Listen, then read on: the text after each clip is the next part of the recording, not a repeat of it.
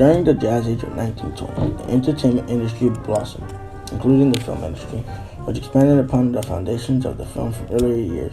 The cinema boomed, producing a new form of entertainment that virtually ended the old vaudeville theatrical genre. Watching a film was cheap and accessible, so crowds of people surged into new downtown movie palaces and neighborhood theaters. As a result, by the mid-20s, movies were big business, with a capital investment totaling over $2 billion, and with some theaters offering double features. By the end of the decade, there were 20 Hollywood studios, and the demand for films were greater than ever. However, throughout most of the decade, silent films were the predominant production of the film industry, having evolved from vaudevillian roots, that is, until the release of The Jazz Singer.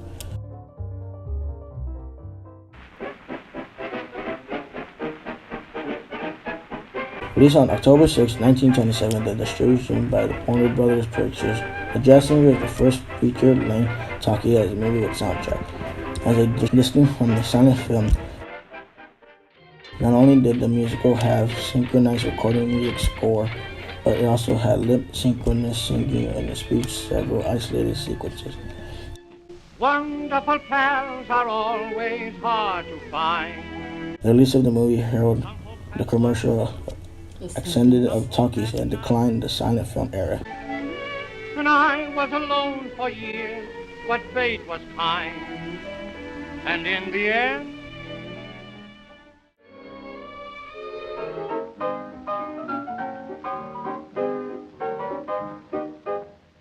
blue skies smiling at me. The movie follows a young Jewish man named Jackie Rabowitz, who is the son of a Jewish cantor, which is a Jewish clergy member.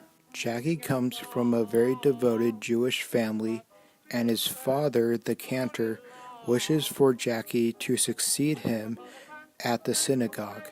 However, after discovering Jackie singing in a saloon, the cantor beats Jackie, prompting him to run away from home.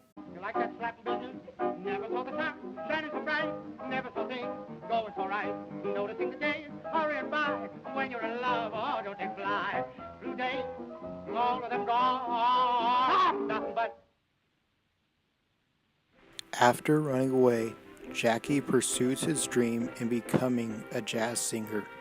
After several years, Jackie becomes a talented jazz singer and tries to expand his career as an entertainer.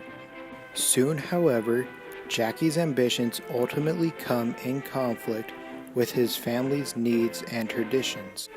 When his father falls ill before Yom Kippur, a Jewish religious holiday, Jackie must choose between singing at the dress rehearsal of his new Broadway show or singing at the synagogue in his father's place. Jackie ultimately decides to go to the synagogue, where his father hears him sing the Kol Nadir. His father then proceeds to reconcile to Jackie. However, he dies soon after this.